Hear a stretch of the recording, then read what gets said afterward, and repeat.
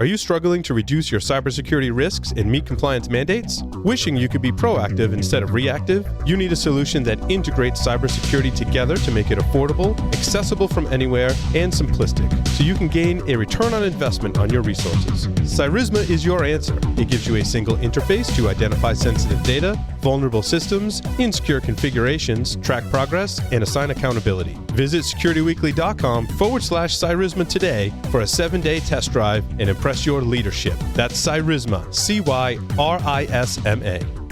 RSA offers business-driven security solutions that provide organizations with a unified approach to managing digital risk and designed to effectively detect and respond to advanced attacks, manage user access control, and reduce business risk, fraud, and cybercrime. For a limited time, get mobile multi-factor authentication from RSA Secure ID Access for free to help secure your remote or dynamic workforce long-term. Leverage push notification, biometric, and one-time password authenticators to secure access to your cloud applications, on-premises systems, legacy systems, privileged accounts, and more at no cost for 6 months. For more information, visit securityweekly.com/RSA Security. Did you know that over 63% of cyber breaches are caused by a third-party vendor? CyberGRX is on a mission to modernize third-party cyber risk management. Built on the market's first third-party cyber risk exchange, CyberGRX arms you with fast and accurate data, a proven and innovative approach, so you can make rapid, informed decisions and confidently engage with partners. Learn how partnering with CyberGRX will help you become cyber certain. Visit securityweekly.com/CyberGRX.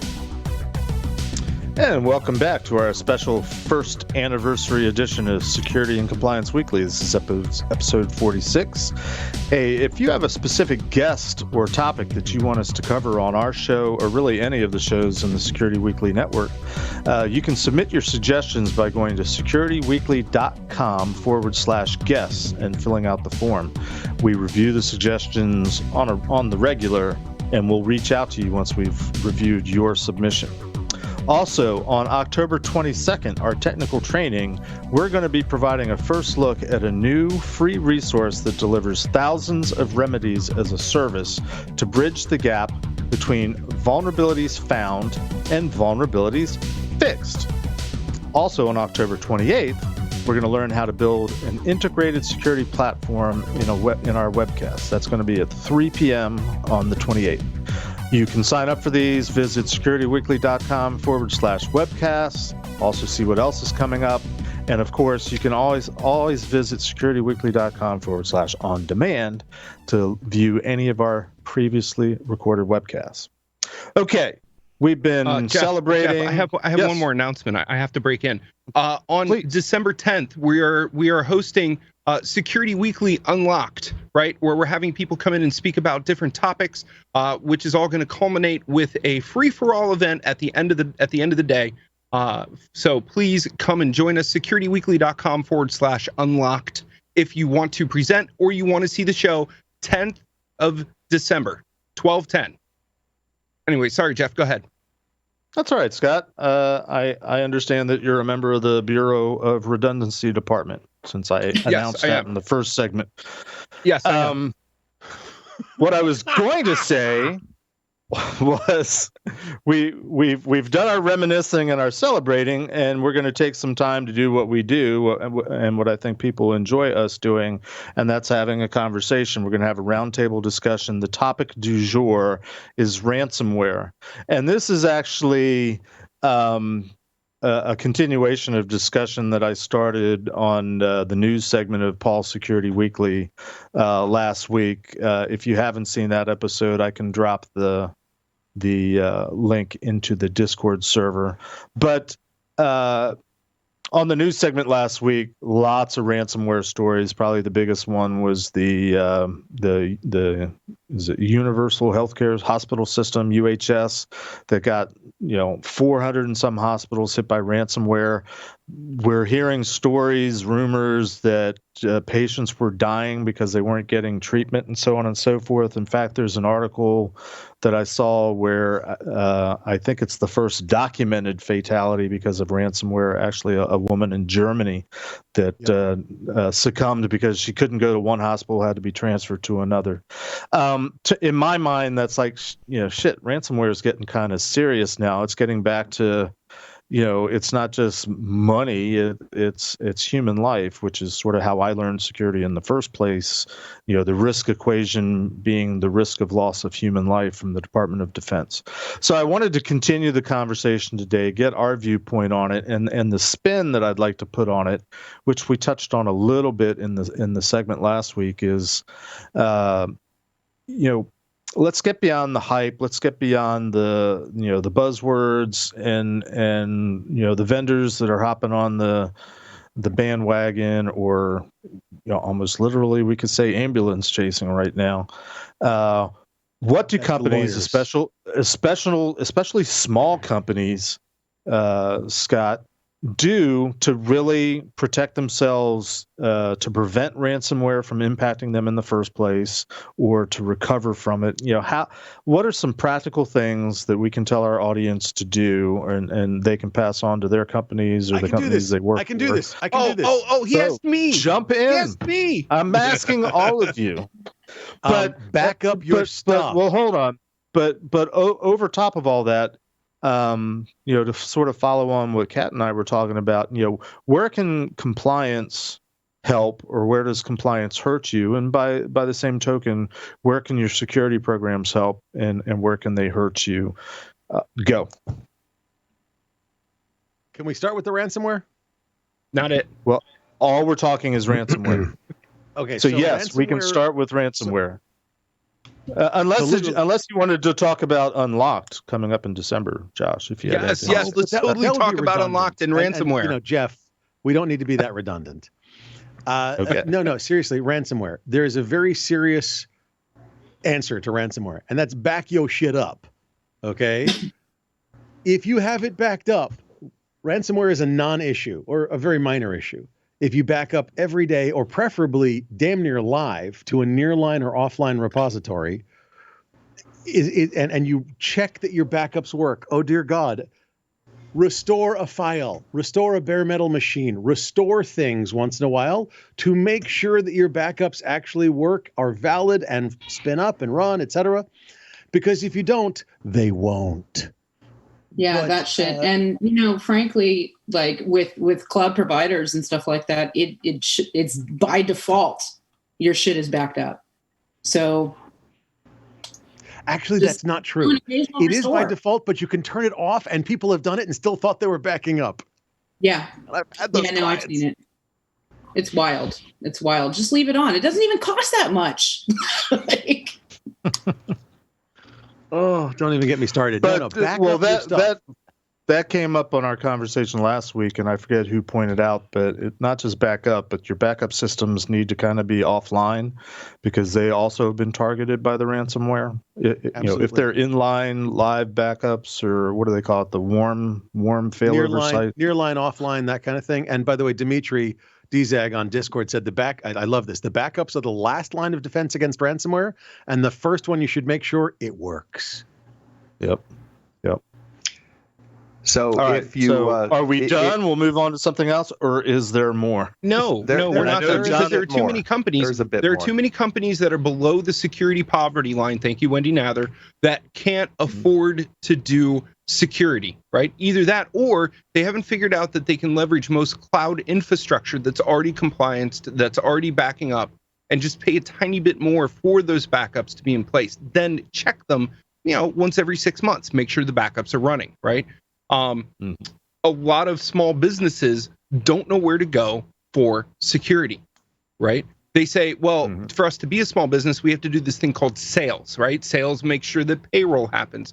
Unfortunately, in small businesses, 60 to 70% of the P&L is all sales, is all payroll, right? So if you're struggling to meet your payroll, how are you going to meet security requirements, and how are you going to have an effective security program, right? That's the juxtaposition that a lot of small businesses face. Am I wrong? Am I right? John, Well, Jeff, I think throw it to you. think you might be overextending that. A lot of small companies, I think, struggle to have anything that we would call a program or a department or a group. They usually got one or two people that are, because IT is in their title. Oh, they also have to do all that security stuff too, and talk to the auditor. John did have a good point about the article about the. John, go ahead. Sure. So I'll start with just a little bit of breaking news. So the Department of Treasury has an office called the Office of Foreign Assets Control. It's an obscure bureaucracy that does things such as regulates banks and other entities who are involved in paying ransomware payments. So what the Department of Treasury did is they designated a list of malicious cyber actors. And I don't know how many of our listeners are on that list, but probably some. And we can't I nominate Josh to be on that list. Let's be honest. If you're not on that list, I will be very disappointed. But but no, there's a list of malicious cyber actors, and you cannot pay ransomware, or you can't pay a bounty to ransomware of anybody on that list or affiliated with the people on that list. So let me make it a little worse, okay? Because how do you know if the person that's asking for the payment is on that list or is affiliated? You don't even really know who they are. So how can you ever know? And let me make it even worse. The government is taking a strict liability approach. So if you pay somebody that's affiliated with one of the bad people on the bad list, and even if you don't know, even if there's no way for you to know, you have violated the law, and you're subject to a $20 million fine, I believe is the as high as it goes. And P.S., it's not just you, the victim, it's also the bank, it's also the consulting firm, it's also the law firm that arranges the payment. So let's take this into a real world scenario. How would this apply to the former CISO of Uber, who became the CISO of Cloudflare, and who actively covered up paying ransom? Okay, how would this apply to them? That's a good one, Scott. Yeah, no, John, these things connect up, and they're actually it's another law for you to break, because in the Uber case, he broke a law called there was obstruction of justice and misprision of a felony, which is basically he failed to tell the Federal Trade Commission about I believe it was a ransomware attack. Now in this and in California there's a duty, right? There's a duty to report this stuff, right? Yeah. Not necessarily. In some cases, yes. In some cases, no. There's not a general obligation to report a crime. If somebody punches you and you don't want to make a police report, you don't have to. But if you're a regulated entity and you have certain types of data, then there may very well be, or there is a duty to disclose. But this now takes it a step further, because now you're talking about the small, medium-sized company that doesn't have a good security infrastructure, hasn't taken the great advice that Josh and Scott just gave, and they get ransomware. And now, on top of all the other nightmares that they're facing, they can't just go pay the $20,000. Or if they do and it gets out, they could have legal trouble with the Treasury, big time. And so a lot of people are pointing out, and I'll just throw this to the crowd. A lot of people are pointing out, the best quote is from Security Magazine. It's from a woman named Melody Kaufman, and she's a cybersecurity specialist at Savient. And I love her quote here. She says, "This advisory is a lot like a good-looking partner who is a horrible person.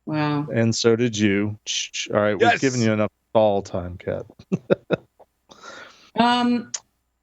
I don't know, honestly. I'm not sure. Is there well, I was trying to look up how does the latest ransomware work, and lo and behold, it's a phishing attack. Somebody's clicking on a link, or somebody's getting something with an attachment and they open it. So I'll ask a pointed question.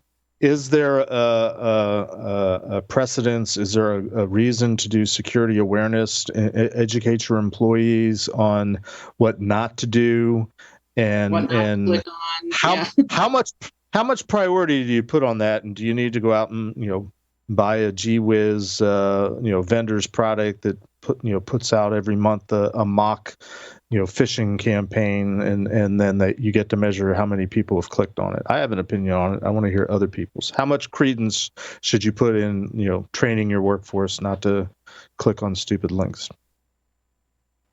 I think quite a bit of credence on training people. Okay. And depending on, what is your actual audience? There's that general security training. Phishing should obviously go into that, but there's also more targeted towards your engineers and your developer sort of SDLC training and that sort of thing. But yeah, when it comes to phishing, and of course you want to include that in security training. Okay, fair enough. Gentlemen, anybody else? John, go ahead and throw in your legal perspective. Well, one thing that I actually have started doing myself is in my contracts where it says payment, I always say we will not ever alter these payment terms with an unconfirmed email. If you receive an email purporting to alter these terms, contact me. Because I want the other side to know that I'm not going to just say, because all these phishing attacks, oops, I gave you the wrong email address. Instead, use this one, please. And then they go and do it, and millions of dollars out the door lost. So that's one thing I've done. But the other thing, I just want to echo what Scott and Josh said. Back your stuff up and do not get into this situation with ransomware where you're in extremis, because I don't, reading these Treasury Department regulations, if I'm a lawyer and my client is asking me to broker the ransomware payment, I think I'm representative of the legal profession in saying that this memo scared the shit out of me, and there is absolutely no way as a lawyer I would take on that risk.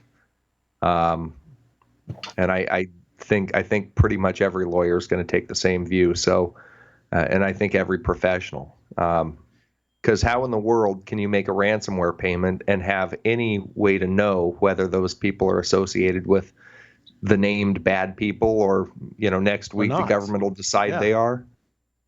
Yeah. And actually, Jeff, can you answer that thing in Discord about the email for payment? I think that's a great topic. Would you mind answering that?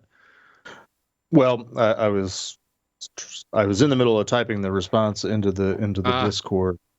Then let me take a shot at this, Jeff. Hear me very clearly. If you are not taking care of your people, you are doing it wrong. I don't care what kind of backup you have. I don't care what kind of legal advice you're getting. I don't care what kind of compliance regime you're after. If you are not taking care of your people, you are doing it wrong. Try again, right?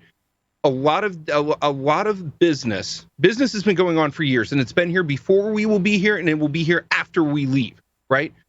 The number one commodity in every single business is not the client, is not the customer, is not the third-party vendors, it's your people, okay? If you're not taking care of your people, by all means, stop what you are doing and focus on your people, whether that's training, whether that's empathetic advancement, right? Whether that's backing your people's decisions and enabling your leaders in a cross-functional basis. I don't care. Dear God, take care of your people. Josh, Jeff? Yeah, After the you answer's blew my getting ears out. out. Yeah. Go ahead, Jeff. I'm sorry. So the Sorry about question, and I somehow, I was probably reading Discord. I missed exactly what John said about apparently sending a credit card via email for payment of the ransomware.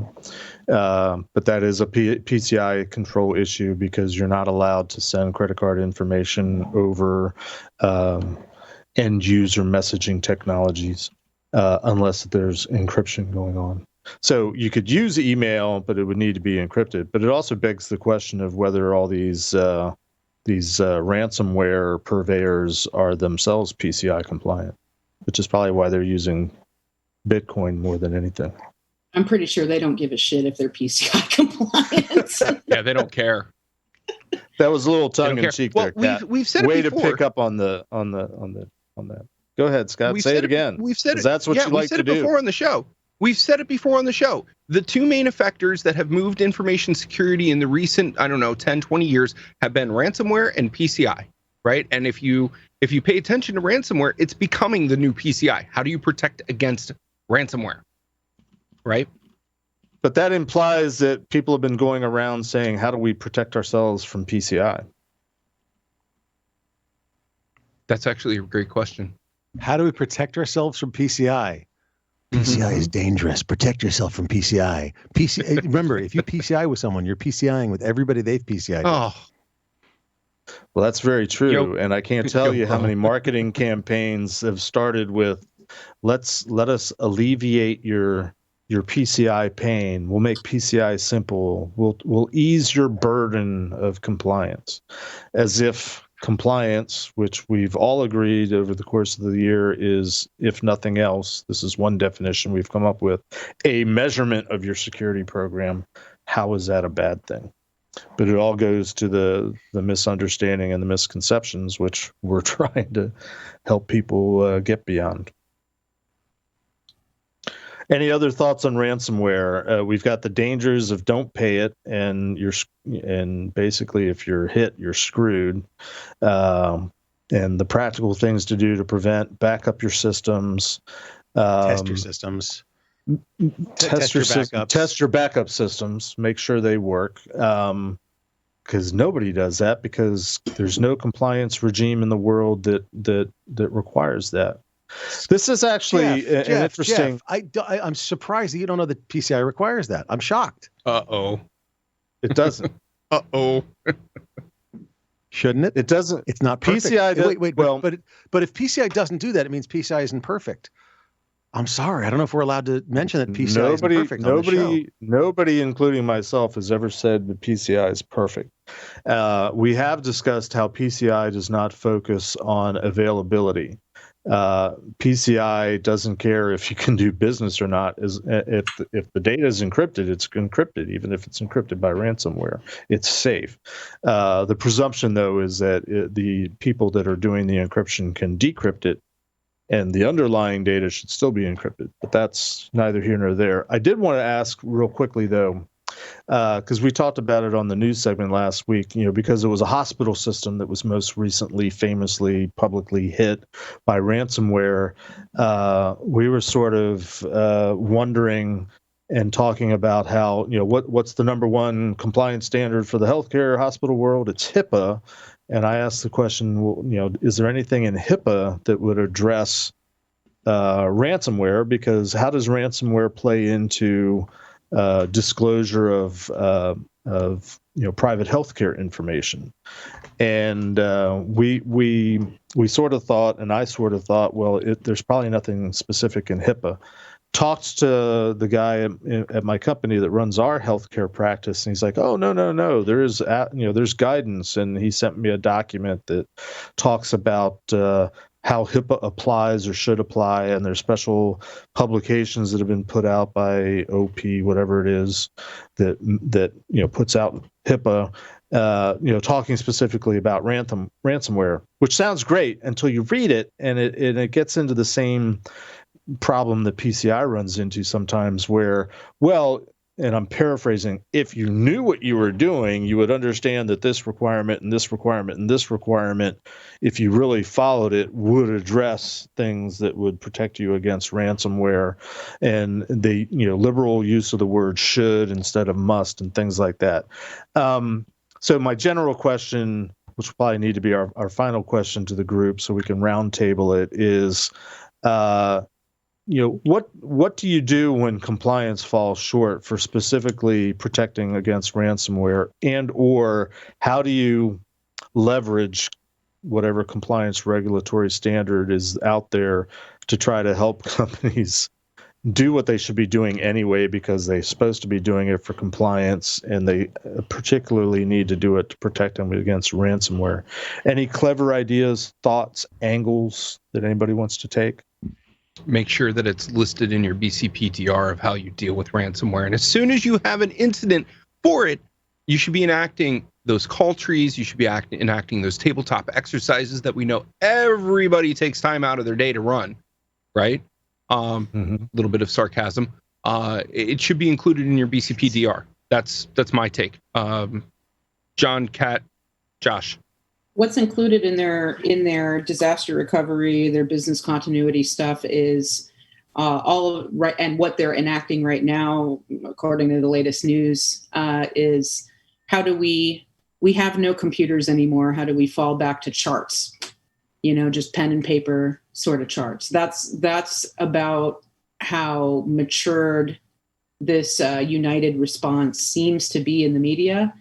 But yeah, like I've actually had I've been sitting here like Nostradamus, trying to figure out like, I wonder how this is going to affect.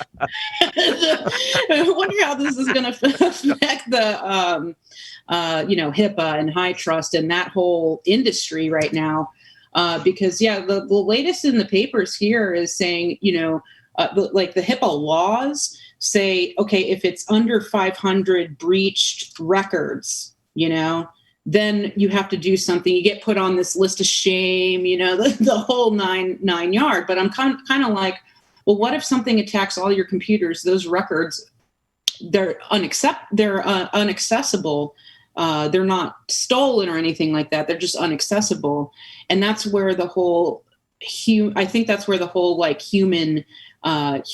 could die because computers aren't on and processes, and they can't reach charts or their backgrounds and that sort of thing, right? That's where the humans die. It's not like doctors can't sit at the hospital and actually lay hands on people, and that's not what I'm talking about. But it does significantly slow down. What's going on is significantly slowing down these processes, and I'm kind of curious as to what penalties are they going to hit so far as HIPAA laws, because all it says is your penalties are if it's 500 breached records, fuck you.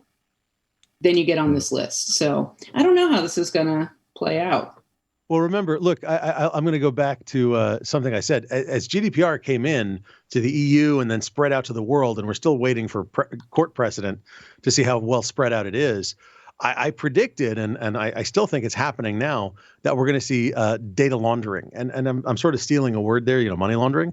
But I'm predicting that we're going to see companies spin off their data into another company. And they're going to say, we're going to lease it back from you, but now you're the entity holding the data. And I had a long talk with Kraus about this. And he said, no, it doesn't matter. There's still a processing entity. And yeah, it's true, but it's going to matter. You're going to see companies spin off other companies to handle their data for them. And Michael, you suck. I'm starving, showing us pictures of pizza in Discord. I was just thinking. Bastard, that looks good. But it's in North Carolina. They can't do pizza there. Come on, let's be honest. But the data DMZ is the data processing firms for financial services and healthcare. It's true. We've got data laundering where I'm like, hey, it's not us that don't put me on the list. It's not me that lost the data. It's this little firm over here that happens to have interlocking boards of directors and that we spun off a year ago and pay $3 a year to lease the data from. But it's not us, damn it. And I think it's going to be fascinating to see where this goes. I'm not talking cybercrime. I'm talking corporate maneuvering. Wow. Maneuver or manure? Cybercrime by another name, perhaps. You know, it's helpful as far as it goes, but you know, I find that the federal government is pretty good at seeing through things if they want to see through it. They're also pretty good at ignoring things if they want to ignore it. But I would just say that this new guidance has added a whole layer of uncertainty. You know, and we'll see how it plays out, but. It's very different world if you legally can't pay malware bounties.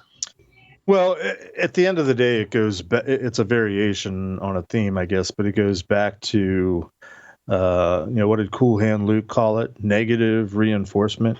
You know, if you can't get companies to do the right thing from a security perspective, fine them, or the threat of fining.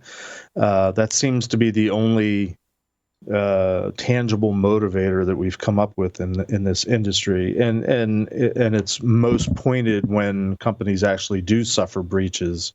I mean, the companies that I've had over the years that were suffered credit card breaches, yeah, they had budget all of a sudden, they had organization, they were paying attention and doing all the right things, kind of because they had to.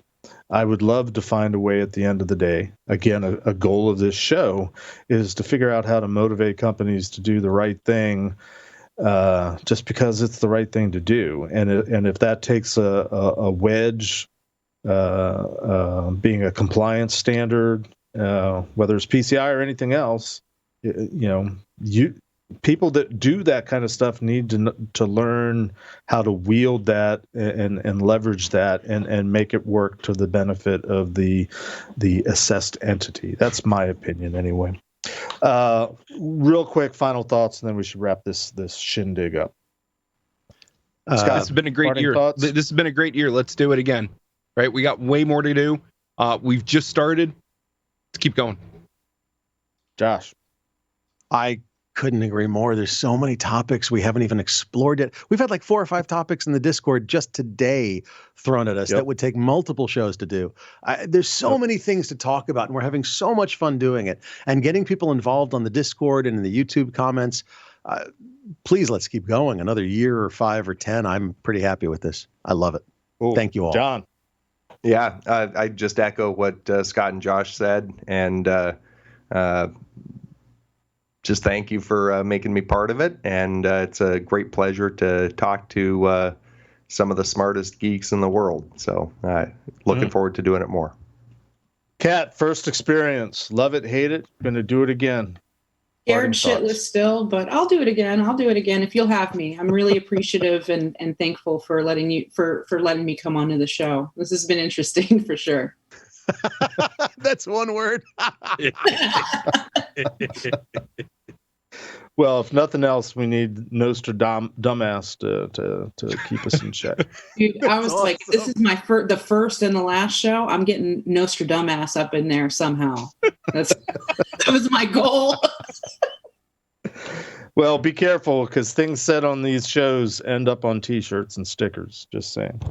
All right. Well, hopefully we've had a good discourse here, and hopefully we've sown discord. Get all that plays on words there. Thank you again from all of us for being with us for a year. Tell your friends, tell your coworkers. We would love to grow the audience, grow the discussion, because the more people thinking about this, the more we're likely going to stumble upon an answer that helps somebody. So looking forward to the next year. This is Security and Compliance Weekly. We are tearing down silos and building bridges and drinking a little too. Until next time.